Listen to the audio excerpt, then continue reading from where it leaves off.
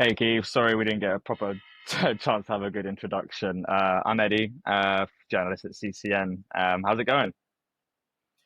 Hey, very nice to meet you, Eddie. All good here. How's it going for you? It looks like you have a magnificent view right Yeah, behind you. it's a wonderful view. Yeah, I'm quite lucky to be where I'm at the moment.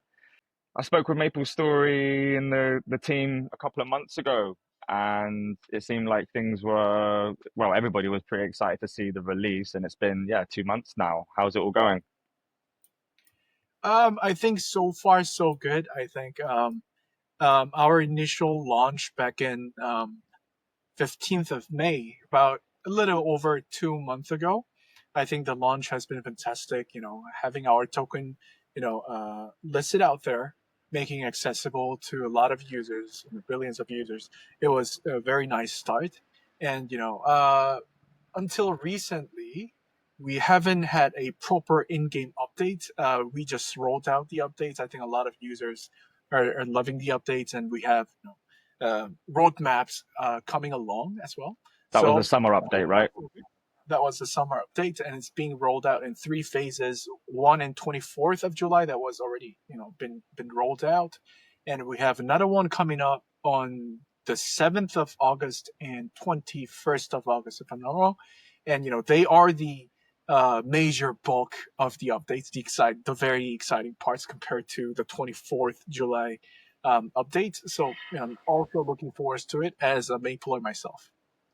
Awesome. I think we'll get into a bit more detail about that as we go. So let's talk about the period between the launch and this update. How has the community responded so far? Um, you know, uh, I was surprised to see that much of users. We have actually over, I think, 1.6 million wallets enrolled so far, and a lot of people are, either some Wow. of them are playing our MapleStory and the PC MMORPG very very heavily. We have it's very rare to see DT play time per day. That goes like 7 hours per day on average for all the users. Like we're not even counting those users who are logged into the game, but not doing anything, but like really looking at the users who are grinding. Like 7 hours. That's something that we don't really see often in the Web 2 kind of numbers. So we're Right. very very surprised, and it's a global game at the same time, and we have communities all over the world speaking different languages. I was very glad that we made our games available in multiple different languages, although they're in beta mode. Some of them are AI translated, but I think a lot of communities are appreciating it. And we have been monitoring the communities from all over the world. The Chinese language speaking communities, English speaking communities, the Spanish and Portuguese speaking communities, and so on. And a lot of their receptions quite varies depending on which language they speak, but generally I think they're having a lot of fun. I think that a lot of them are speaking that saying that um, this is the first ever fun game that they have been playing in Web3, which I was very very glad to hear. That's Also great our news. quite glad to hear those numbers. Of course, the details about how the token price fluctuates. I think because we are releasing our games and also tokens, we're not only facing the gamers. We have much expanded audience. We have our investors who are not active game players or traders, but they mainly stay in the CEX arena and do a lot of tradings. The Right. price numbers have been up and down quite far. Like the first few weeks we're down by a few dozens of percent. And the last 2 weeks we are up like 20% again, and we're down again. Yes. So there's a lot of flexibilities, but I think um, maybe some of them are expecting us to do better on that. Yes, I 100% understand that position, and actually we are trying out all different things that we had in our vision, and we're really at the phase of execution of those. And I think we are not looking for something very drastic in a short run because they are usually not sustainable. We are No. working towards something that's much more long term, but it's going to be grand at the end. And I think we are on the good phase. Last 2 months since the launching, we have been, in collaboration with 50 plus independent developers who are building the metaplay, the universe, infinite IP playground concept with us. So I think to wrap up a long, long conversation, the last 2 months has been so far so good. So good growth all around. And what are you seeing more sort of, because you mentioned obviously people are saying it's the most fun they've played. Were they native MapleStory players? Because MapleStory is a classic and it's been played by millions of people. Are a lot of the players coming from there, or are you getting more of the Web3 crowd? I think there because MapleStory, uh, has about 280 million user accounts in Web2. That really gives us a huge, common ground for, Web3 people and who have played MapleStory. So I think a lot of users that currently plays MapleStory and falls in there. They are interested in, Web3. They have played MapleStory, at least once in their lifetime. So I think a lot of users fall in that category. Of course, we have quite a bit of newbie users who have never played MapleStory before, but crypto natives.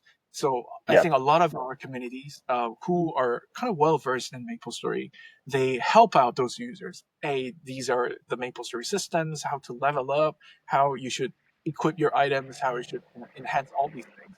So it Are was you very, finding very that's going the, sorry to interrupt, but are you finding that's also going the other way where the Web3 users are maybe helping onboard Web2 users onto Web3? Is that causing, are you seeing more of the Web2 players engaging lightly or heavily in the Web3 aspects? very nice questions. We also have the other, extremities where never created wallet before, but very well versed in MapleStory coming in. So they are asking like, if I want to spend more money, I want to purchase an XPC and bring it onto the game. How can I do that? Which exchange should I be using? What is this approval thing? What is wallet address? All these technical things that might be quite a hurdle for non-crypto users. Our crypto native communities are helping a lot. And to talk about what is the percentage distribution, so to speak, of Web2 users and Web3. It's like I think there is more crypto native plus I know MapleStory kind of users. I think they're over like 50%, but they're not. I don't think there's a lot of users who have never played MapleStory before, but they're like purely crypto native. There is, but I think they don't account for a huge, population in our demographics. There are quite a lot of users who have never been on crypto spaces. I think over maybe 10 to 20%, and the rest of communities are also helping them out. Right, of course. And that's probably I mean, that's seen you attract quite a mixed crowd, and there's been thousands of players banned on Avalanche. Can you talk more about that player base? Is it like a small portion of the community, and are they overrepresented and doing a disproportionate amount of damage? Like, what's the situation? Oh, you mentioned about ban, right? I'm Yeah, just the to make bans. sure. Cool, cool. So to be honest, we have banned. I don't have. I can pull up the exact number, but I'm pretty sure it's over 100,000. Pretty sure. That's craziness. Not 1,000, 100,000. Um, but Are they to be honest, unique or unique wallets, but we cannot determine if there are 100,000 unique person right? there. My suspicion is Unlikely. actually, what our number of bans 326,000. Well done. And actually, no, actually, it's more 357,000. If I were to look at the recent data, 357,000 players banned in 2 months. wallets ban, I would say, not Wallet and players. pardon me. Wallet so far. So like for last 75 days, that's a lot of numbers. But when we look at the number of these bans, the peak ban was on 30th of May. That day alone, we have banned over 56,000 wallets on that day alone, and until 25th of June. on average, I think we have been banning over 10,000 wallets every day. They are no longer able to trade, bridge in or out, or play the game. So they are basically banned on the Genesis network that we have for MapleStory N. Um, and we have also frozen their assets, whatever that these bot accounts or hackers did not manage to pull out to the C chains. So they're all banned. And after 25th, which I think back then we have introduced our credit level system. So either you have to be KYC'd or you have to have at least 10 NXPC as a balance. You cannot mint items. That means only minted items are tradable. So basically, you cannot monetize all these earnings that you have made in the game. After that, our number of bans has been reduced quite dramatically. I think after the credit level system, it has went down as low as 300 accounts per day. So I think it's Are you able pretty low. to are you able to let me know or describe sort of what type of activity those wallets were engaged in and how you maybe not necessarily give me all the details of how you detected it because obviously that would be giving too much away. But are you able to go into any details there of what they were doing and what you did? For sure.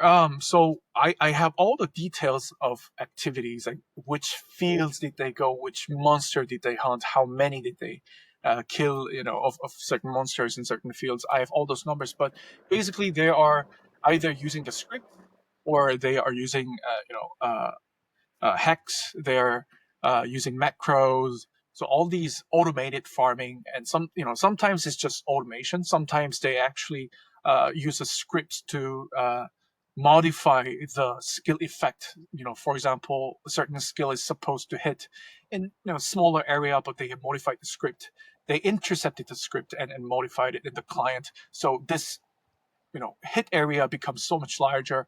All these script modifications, um, and we have to be able to detect them. How we did was, for each of the skills, there are hundreds of skills that are available in MapleStory for each different classes and jobs, right? And so we have been looking at certain skills that are heavily misused by these scripters, and we have been adding exclusive, extensive logging systems. Whether I don't want to reveal all the details, but we have Of been course. adding a lot of detailed mechanisms of finding whether this hit is a legitimate hit, as per the description on the skill, or is it not. We have added Okay. some buffer layers. Maybe in certain rare circumstances, they might go over certain levels, but if we are looking at a statistical perspective, and we are able to find out the anomalies, and we assume them they are, using hex or scripts to modify the skill, then we do the banning. And it was quite accurate, to be honest. I think our accuracy was over 99%, and we have a lot of extensive data analysis team also looking at the data and user patterns. The lucky part is that these hundreds of thousands of wallets that have been banned, I'm pretty sure they're not hundreds of thousands of people doing it. I'm pretty sure it's just No. a few factories that are using a few computers that runs few hundred thousand virtual machines and doing it. And so we have successfully identified their patterns as well. I'm pretty sure they're spending a lot of money and effort to understand why and how we are banning. We are doing exactly the same for them, and all these banned accounts, they share a very very similar patterns as well. When they transfer the money, how they create the character, how long do they take to reach certain levels, and all these things. So far, I think we have banned over at least 95% of these boats, and we have also implemented a patrol system where we want to. We have actually hidden police patrolling the fields, like real people patrolling the fields, Awesome. and I cannot disclose the exact numbers, but it's in double digits. They are 24 hours, going around the fields, especially where we have all these logs of Right. potentially abnormal activities happening, and they can And I'm immediately sure go. they're more than happy to be doing so because they're the ones that are building the world. I mean, it's MapleStory Universe is a collective effort, it seems. And it's going to be more than just the game. I think we should definitely get into the Infinite Play IP playground then, because players are going to be able to build there. I would like to go into the risks of that a little bit afterwards, but what's going on with the Infinite IP playground? When we say the word infinite IP playground, might be a little bit confusing to Yes. picture exactly what we mean to build, right? To bring more clarity to that, what I imagine is um, PC MMORPG is such a hard genre to play, is even for myself, right? I'm a very, very serious Mapler. I've been playing the game for the last 23 years, since I was a little kid. And also, after MapleStory N's launch, I don't really have time for Web2 MapleStory anymore. And I'm dedicating all my free time to MapleStory. And I realized, as a working adult, it's such a lot of commitment that this game Yeah, is yeah. asking. I think that's one of the reason why mobile game is so big now. Like, since 10, 15 years ago, it's much more accessible everywhere, anytime. Um, but at the same time, if we allow users to control all these detailed MapleStory and mechanics in their small phones, even if you have a big phone, it's very, very difficult. So we have been, trying different things. How can we make this, you know, very, very deeply immersive MMORPG experience that is suited for PC, available without PC? I don't want to make another version of mobile MapleStory that is tailored to mobile experience. You just click a button, you leave it there, your character will play itself. That's not what I want to build. I want to build a fully immersive, full scale MMORPG experience available on mobile or anywhere else without needing a PC. And that's what we call Infinite IP Playground. And how we do it is we've been, building. I think first thing we have to point out is that marketplace, unlike the Web2 counterpart MapleStory, is has been pulled out of the PC client to the web, so it is basically accessible everywhere. That's like the very, very first baby step we had. The trading experience doesn't have to be confined to the client.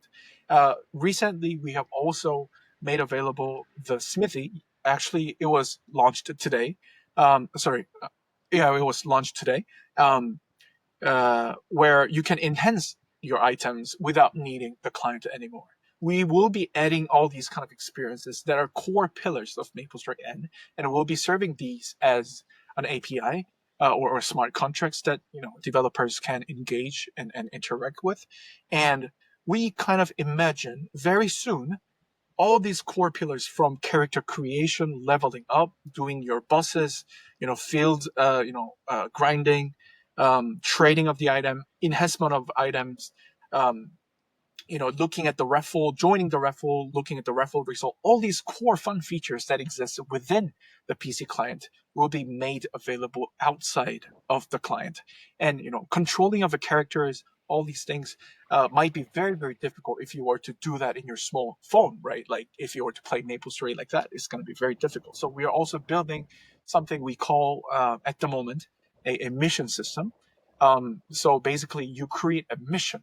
So somebody else can do it for you. And at the same time, for example, I create a mission. Hey, I want you to complete this quest for me. And I'm on my mobile. I see my character. I know exactly where my character is at right now. And we create a system where, for example, someone else who are in front of PC and who wants to earn money will do it for you, and I can kind of watch it live. It's an awesome idea.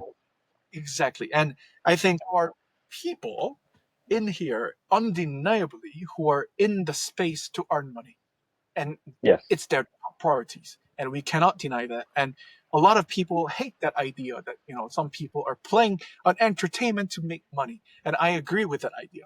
So I will make a job for those people. For them, it's a job. It's no longer an entertainment. Doing a boring, seemingly repetitive, time-consuming tasks on behalf of the real players who are playing MapleStory for entertainment. So we are actually creating a segregation between entertainment and a job. I think that is how we make things sustainable. In That's terms very of exciting.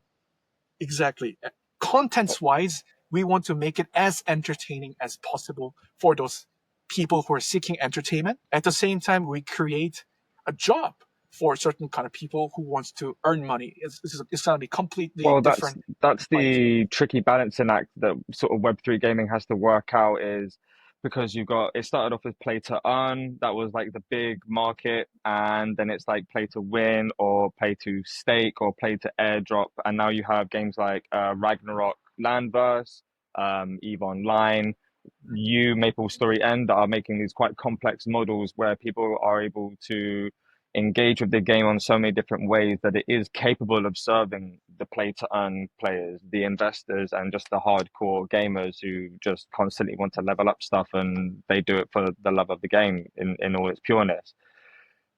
That said, it's like a very new thing. All these models are quite a new thing. And there's a and because these ecosystems intend to be quite big and capture quite wide audiences, part of me feels like there's a risk of no space for other competition if a few big games just take a big chunk of the Web3 gaming market, and then you'll have this fragmented market of Telegrams, Play to Earn, whatever on Solana, this over here on Sui, and like the really rich, crazy ecosystems like even Star Atlas and Illuvium are looking massive. Like they're doing a lot of stuff. Is saturation the biggest threat at this point? I think creating a successful, attractive, and long-lasting game is has always been difficult, regardless of Yes. blockchain, non-blockchain, Web 2, Web 3, Web 1, CD, console. It has always been a very, very challenging task, and I think that rule will not change in the future as well. And I think 4 or 5 years ago, when X Infinity was on its peak, and introduced the new notion of play to earn to a lot of people. Back then, there was a huge hype to kind of back all these, seemingly unsustainable economic concept for a few months. But we have been building this project ever since then, right? Like for last 4 or 5 years, and it's very clear if play to earn uh, is going to be sustainable, that you need to be able to attract those people who want to fuel that cycle, right? And that means your game has to be entertaining. Your game should be payment worthy in a way, right? People should people should have that urge. Hey, even if I want to spend money on it, like without looking for a return, I want to have fun and I want to spend money. Like that level of entertainment is what you need for that play to earn to be sustainable. I think it's very difficult. And I think that's one of the reasons why a lot of people think that this space is shrinking. It's very very it's a small space out there. But as you mentioned, Eve Online, we have invested in Eve Online actually, and Ragnarok. These are huge IPs with proven track records of their developers knowing how to create an entertaining piece of game, right? Um, and I think that's the only difference, to be honest. I think there's nothing complicated. If you are capable of creating an entertainment that people wants to pay money for it in Web 2, in Web 3, it should be even easier. But Right. if you're not capable of doing that anywhere, it's not gonna work. Sure. And then you've got the people that want to work in the Web3 sort of sector space, and you have these like an Eve Frontier. I've been playing that a little bit, and there's already jobs going in game. People want people to be assassins or go just do resource stuff and even coordinate amongst the guilds, and that game offers almost way too many options for players. Not too many options. I'm not talking bad on it. I'm absolutely in love with it. The potential is genuinely massive. But at some point, yeah, I feel like there will be a whole other scene for gamers where, like you said, you'll have the people that don't have the time to play the game in its fullest, and the people that have the time to work on the game on the outside, or at least have some tertiary applications to maybe play certain things and build within it. How big is the building scene at the moment? What's being built in MapleStory N? Right. I think what we recognize um, as the biggest bottleneck to actualizing our vision into reality is that a lot of developments are dependent on us. Like we have to provide the APIs. We have to provide this, that feature that developers can integrate. And I think that's hugely because we operate in a permissioned system. Our Genesis network is without a doubt, it is a permission system. All the validators are run by us. We have, you know, we something we call blockchain, it's like blockchain proxy layer that sits in front sit in between the user and the actual blockchain layer that kind of look at whether are you KYC'd, are you allowed to do this and that. So if you're kind of banned from the game, you cannot access this and that.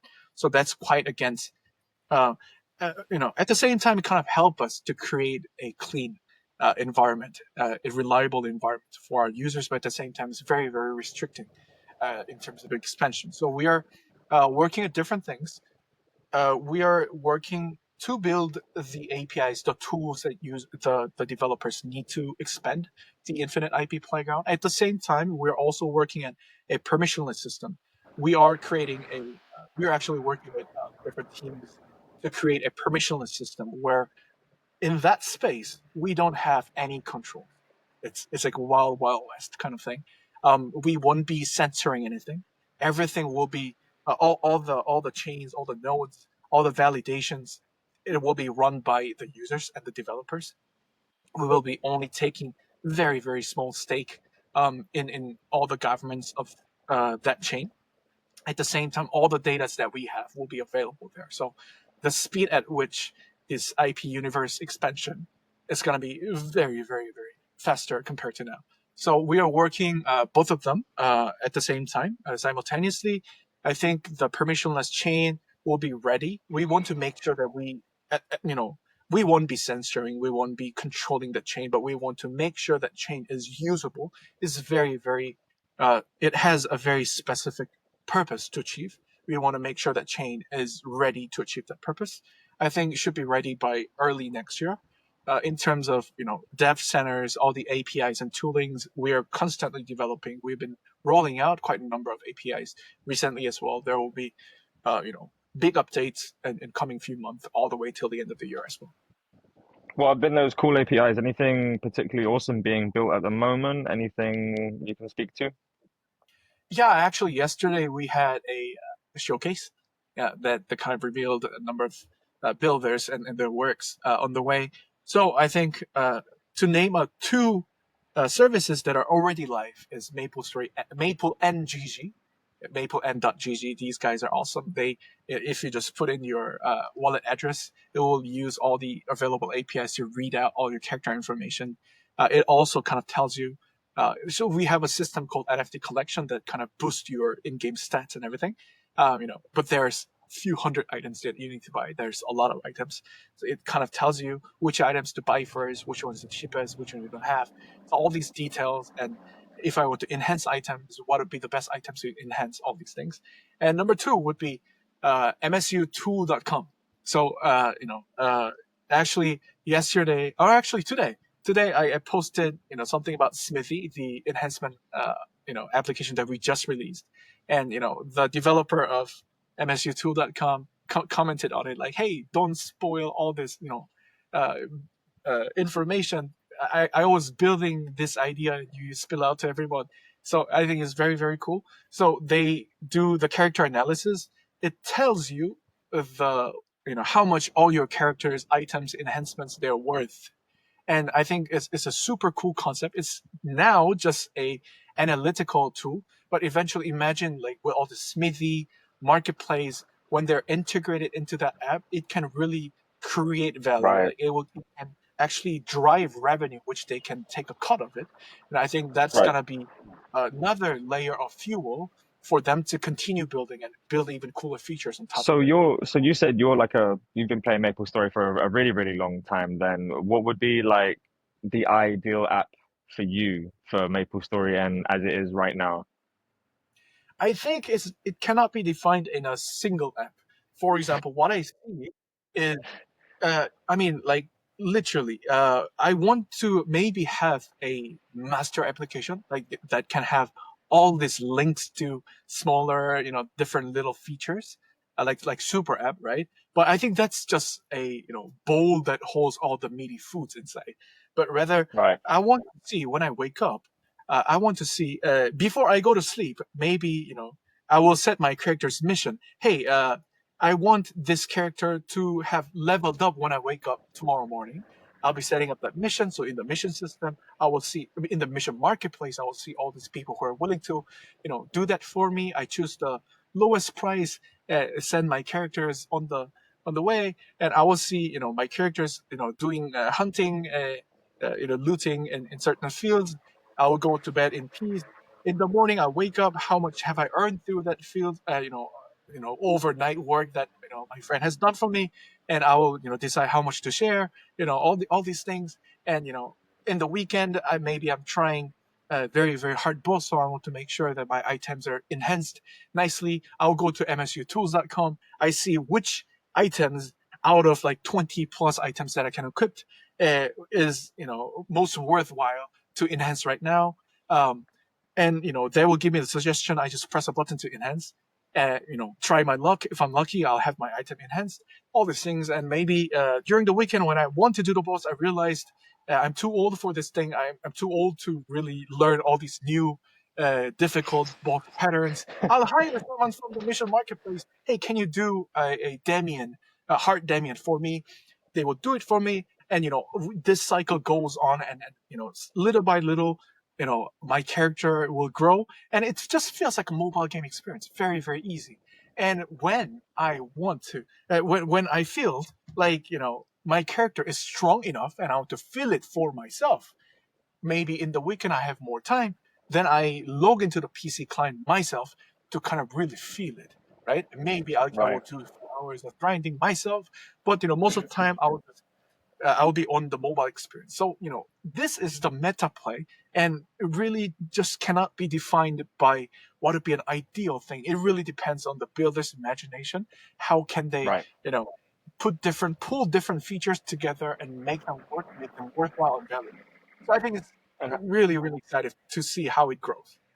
that would be awesome. I think I've imagined the same for games like that. I mean, even when I was sort of playing Final Fantasy 7, 8, and 9 growing up, every single time I was at school, I would just be thinking about what boss I was stuck at and how I wish there was a way for me to still be playing the game whilst I'm at school. So when I get back, Cloud or Squall, they're all stronger and we're just like, yeah, ready to go. I think that's pretty awesome as well. When you combine these things with like Web3 and blockchain potential, you open up the possibilities for, yeah, like you said, you can essentially have so many pieces of fruit and create this wonderful bowl where, I mean, at some point, yeah, you might not even be playing the game at all, at all. You might just purely be interacting with the game on this API thing, which I think a lot of people would love anyway. It's just that sort of micromanagement, resource management, get this, build this kind of deal. I mean, who's going to really play it like in that way, though? Do you think it's going to appeal more to the casual MapleStory player or the most dedicated MapleStory player? Who's going to want to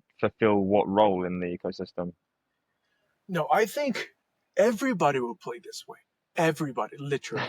I think the best Okay, part is whenever you want to stop playing casually, whenever you want to play like full blown MMORPG experience, again you can do so.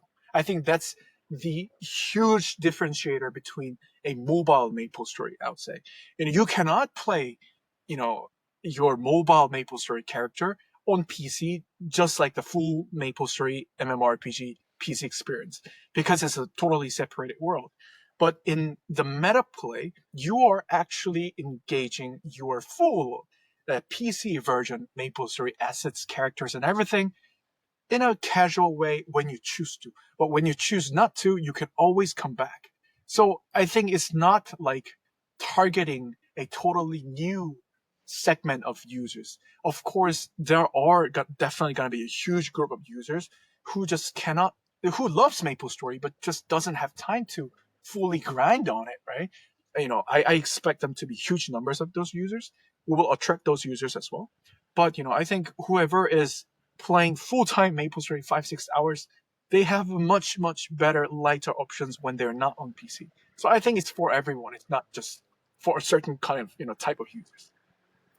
Right, cool. Because it had me thinking that obviously the MapleStory brand is huge and it's going to attract a certain type of user and most likely MapleStory users. And yeah, MapleStory players are going to be adults now. We're all adults now, and life is busy. So it's cool to see that sort of it's being catered to. I was curious though about that side of things, the nostalgic element, where you've got I think Ubisoft and Immutable, they're doing Might and Magic Fates. What else is there? Obviously Ragnarok is coming back. And I think a lot of Immutable is bringing back Habbo Hotel in a Web3 format as well. Is is nostalgia the way forward for Web3 at the moment? Is that just the target audience, millennial crypto users, or are we trying to bait new users in? Great question. Um, I think it's undeniable that MapleStory is one of the most game that kind of leverages on that nostalgia element, right? For me, like I don't know, I grew up. I'm like 32 this year. I've been playing MapleStory like for like 80% of my life, and it kind of became like a Amazing. standard, like MMORPG, like one the first thing and the last thing that comes into my mind is like MapleStory, right? And I kind of judge all the other games. Like, is it better than MapleStory? Like MapleStory has this, but you don't have it. I don't know. Maybe I'm super biased, right? No, I'm But the same way about my titles, don't worry. exactly, I think a lot of us has that, and MapleStory luckily sits on that, part of brain in a lot of people. I think that's the lucky part of MapleStory. But the crazy thing is, when you look at the Web 2 MapleStory right now, it's doing like crazy. It's like seeing the best every year. It's not about Web two Really? or Web three. MapleStory in Web two is its performance is it has never been better than this like today. So it's really not Wow. about nostalgia. Of course, a lot of people who are playing is not, I would say, teenagers, but rather, very likely in their 20s or 30s. They're, adults right now, but it is providing a huge amount of entertainment right now. It's not entirely about nostalgia, I would say. So coming really back to what I mentioned earlier, I think nostalgia helps a lot with your brand recognition and everything. Something that you come back to rather than going there for the first time. I think that means a lot. But as you have to be creating a game that provides entertainment. I think that's by far the most Right. important thing. And I really hope all the games that you mentioned, what Ubisoft is building, what Eve is building, Eve Frontier, big fan of those games. I really hope their appeal, their attractiveness and entertainment, is something that can be resonated in the Web3 space as well. Right, because there's a really big risk if they don't get it right, then they fall into the same trap that all these other games or even crypto projects have done, is they lure in the mainstream audience. People start to trust it and believe in it, and it goes wrong. People lose their money, they lose their time, or it just doesn't work. And immediately, because it's got such a bad reputation, it can be really tarnished again. So in short, there's quite a lot riding on your shoulders, no? Yeah, Yeah. I feel that. I want to. So like, I think I'm lucky that I'm a big fan of MapleStory. I see a lot of gaming companies, or even like when we look at smaller scale gaming projects, um, they are not big fan of their own game. I think that's a big problem, Right. and especially if you're building something very new, you cannot be fan of your own game. You have never played the game before, too, right? I think I'm lucky True. to have fallen in love with the game that I'm building. So all as a COO of Nextbase and MapleStory Universe, when I'm sitting in a meeting that I have to make a decision, I'm super inclined to make sure that this decision will deliver entertainment. to the users. Is it something that I would personally pay for? Like, would I pay for this feature? Is it that fun? Is it that entertaining? Like, that's like a huge pillar for me when I make lots of decisions. Like, so I think that kind of puts us in a good spot in a way. I hope this is the same for other people as well.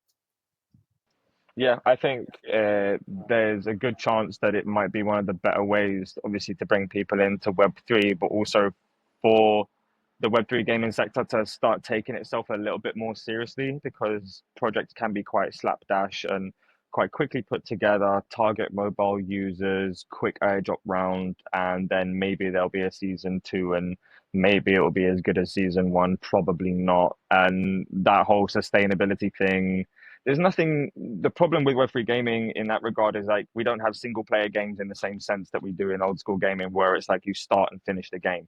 These games are asking you to play for as long as you want to, and to make that enticing and safe and yeah, not so repetitive is yeah one of the hardest things that sort of Web3 is coming up against. And like the Telegram mobile gaming ecosystem is probably having the hardest time with that at the moment. Just wave after wave of very repetitive onboarding, basically on ramps to crypto that aren't really there for the gaming side of things.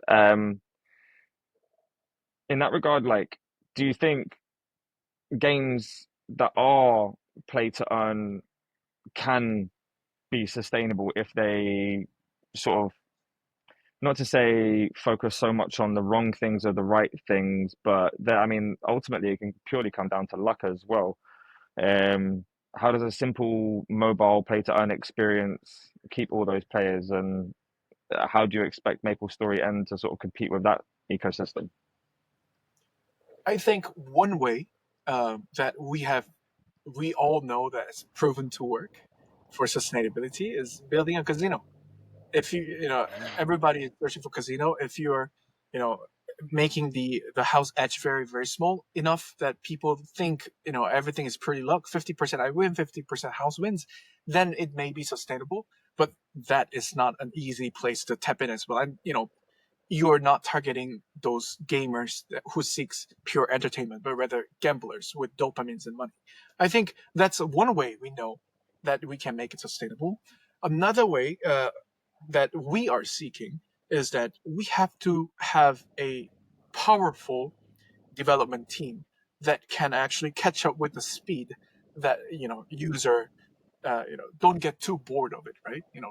No contents update for 1 year, but you won't be playing that game. Luckily, I think Nexon has been running MapleStory for the last 23 years, and as I told you, it's seeing its best year this year, and it has been having like 25% growth CAGR. Can you even believe it? It's pretty crazy. You don't really see that kind of numbers anywhere. MapleStory No. is so unique in that way that we have a legacy of creating, successful content update and another update and over and over again. And I think we, Next Space and MapleStory Universe, we inherit that DNA as well. And luckily, we already have like at least 5 years worth of content that are already built for us by the Web2 team that we just need to adopt. Of course, it's not just pure, copy pasting of the codes to have it available in MapleStory. Believe me, there's much more work than that. But we're kind of lucky in that we have so much content that we can be offering in the future to our gamers. And play to earn without tapping into the gambling arena, if you want to be sustainable, it's gonna be very challenging. You have to make sure to have at least 30, 40% of users who are there enjoying your content, paying money for your content that will feed the rest of the population. I think having that balance is very important. And as you mentioned, we are not selling a console game. We don't Users won't be playing this game for like 50 hours of playtime and they're happy and leave it. You have to have players playing the game for thousands or tens of thousands of hours, and that means you have to be constantly building that same new entertainment over and over again. And maybe one or two seasons along the way might be a shitty update, but you have to come back, you have to make up for it, you have to create new excitement over and over again. I think that live operation is the expertise not a lot of teams have. Not a lot of teams have that patience as well. Maybe the crypto industry makes you too rich to reach too early, to have Yeah, it that has. grit. Everything moves a bit too quickly in this industry, I Right, find. And I think right. everybody, as a result, audiences expect it also to move at that speed. And especially with gamers and developers, you are expected to move at an absurd speed. So it's like you guys have got to be moving at light speed at MapleStory, and I've seen your roadmap, and it does look quite busy. So you've just done your summer updates. You've got the Infinite IP Playground. The ball is officially rolling on that. There's a couple more updates coming up in August for the Infinite IP Playground, right? Yes, new APIs coming up. I think we'll be launching the ecosystem grant. We want to make sure that these developers who are building with us, they're not making a single dime right now. Yet their cost for building all the devs, they are very very apparent. We have Right. seen a lot of projects spending money on the wrong place at the wrong time, wrong amount. We're taking those lessons. We want to make sure that we are supporting those builders who are really really on the way to creating the value, and we'll be supporting those builders to make sure that they have the impetus to continue and expand and accelerate. That's one thing that's coming up on August. On the game side, we have two more updates coming up on August. We'll be having new job classes. We'll be releasing new boss rates, two new boss rates. So content wise in MapleStory, and there'll be big things coming up as well. That maybe I've never spoken this with anyone anywhere. Maybe Nice. towards the end of the year we will have new job classes added on top of what is already disclosed. Maybe no promises, but likely in a way. Amazing. And I think yesterday I've mentioned we'll be releasing the fifth job advancement that everybody is asking for.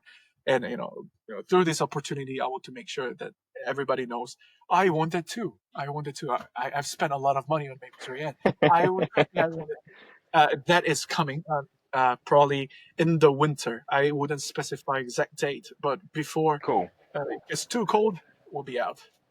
So you've got some big things coming for this year. How often are you playing MapleStory N at the moment? I'm single. I don't have kids. I don't have a wife to take care of. Right. So So a lot. I've got a girlfriend, but she has been very very generous about me playing MapleStory. I'm sure she So understands. yeah. So I've been. I sleep about 5 hours a day. That give me 19 hours left. I work about 15 hours a day. The rest I'm playing MapleStory. Amazing. So you're still getting plenty in then. Yep, Oh, I three four understand why hours. you're really looking forward to those apps and everything now. Trust me. Yep. Yep. So then, let's think about 2026. Like you said, you've got 5 years worth of content from the MapleStory Web 2. So you've got plenty to work with. Anything you're able to share with us about 2026? 2026. So Infinite IP Playground doesn't really stop in MapleStory. So I'm also building Next Space Protocol. Right, We want to make sure that we become a proper launchpad for IPs and IPs that actually delivers entertaining content. Not like I wouldn't say Next Space is built for containing and uh, distributing all sorts of IP from like movies and music. No, we're not. We are here to host entertaining IP contents. Uh, and that shouldn't really stop in MapleStory. So we're talking with different IPs in and out of Nexon, big and small. We're also in right. conversation with another big, MMORPGs and similar genres that we have already done a similar work with MapleStory IP. So I think that's too much of a spoiler, but yeah, IP expansion, new big keyword No, for we'll 2026. keep it there. But that sounds amazing because I think, yeah, MapleStory will, in my opinion, in my honest opinion, I shouldn't really give my opinion as a journalist, but it has the opportunity to be one of the bigger Web3 games at the moment. And yeah, MapleStory is a beloved franchise. So there's a lot of, I can imagine, again, there is a lot of pressure to get this right. But what's cool to hear is I speak with a lot of projects, and yeah, I always have a little bit more faith when I know that the people there are playing it and obsess over it. You can't have, chefs in the kitchen that don't enjoy eating the food. You need to be able to enjoy it and savor it so you can treat it properly. And I think with games like MapleStory, even Have a Hotel, and maybe even sort of RuneScape, they feel like they were almost perfect for Web3 because of how rich they are, because of how feature rich they are, their communities. I feel like if they were created now and weren't created back then, they would be probably Web3 games from the get-go. So I think it's a really interesting time for the industry. Again, nostalgia is amazing. It's not inherently a bad thing. Like a Have a Hotel Web3 game will be amazing. Are you playing anything else at the moment? Any of the other Web3 games, or is it just MapleStory only? Uh, if when I have that infinite IP playground meta play in place, maybe I'll have more time Okay. to enjoy other Web3 games. So But if the so far, community is listening right now, we need them to get building so you can have a break, yeah? 100%, 100%. Amazing. Well, I imagine you've been working, extraordinarily hard, and definitely want to say thank you so much for the conversation you've had today. Won't be taking up too much more of your time. Otherwise, we'll just be. I mean, I think we could talk for hours about this, to be honest. We'll definitely have a catch up maybe in a month or two, again, to see how things are going. Is there anything else you're able to share with our audience before we go, other than all these amazing spoilers that you've already dropped our way? I think Mark will be our PR representative will be very angry with me in sharing these unpromised. I never told him I'm going to share anything, so Cool. probably no. But again, I enjoyed very much. I think it's a very very fun conversation. I could go on for hours, and thank you so much. Stay tuned. I'll be sharing more information, more spoilers, leaks, in the Twitter space as well, and also maybe Where in can a we month find or you? two we can have a new conversation. Maybe I'll drop a little more and then. 100%. Tell our audience where they can find you on Twitter or X, sorry. Twitter, you can X. You can look up just Keith MSU or Next Space Time. That's my handle. So or you can just look at our MapleStory Universe. Uh, you know, and there will be a lot of spoilers there as well. I'll try to tag them. Yeah, really exciting. MapleStory N. I have one more question. Of course, I have one more question because I want to play it, and it's not available in a lot of regions. What's going on there, and how long are we going to be waiting? We are fully aware it's not available in so many regions. So We have many. been in so many regions. It's my friends in Korea, they're also telling me like they cannot play the game. Eh, it's such a shame. We are also in conversation with law firms all over the world, making sure that is there any jurisdiction change, like changing the legal landscape. But so far, we haven't been too successful finding that kind of fit for opening up for new regions. We are working on it. Where are you located, by the way, Eddie? I'm currently in Spain. Ah, such a nice and beautiful place. That MSN and MapleStory Universe is not available. It's such a big shame. Okay, we'll be working extra hard time on this to make sure this gets available in Europe very very soon. Well, I appreciate that. Sorry that question came at the end. I almost completely forgot to drop that in, and it's super important. Well, I really appreciate again the conversation. Let's wrap it there. And yeah, Keith, thank you so much. Thank you, Eddie. Enjoyed very much. Thank you.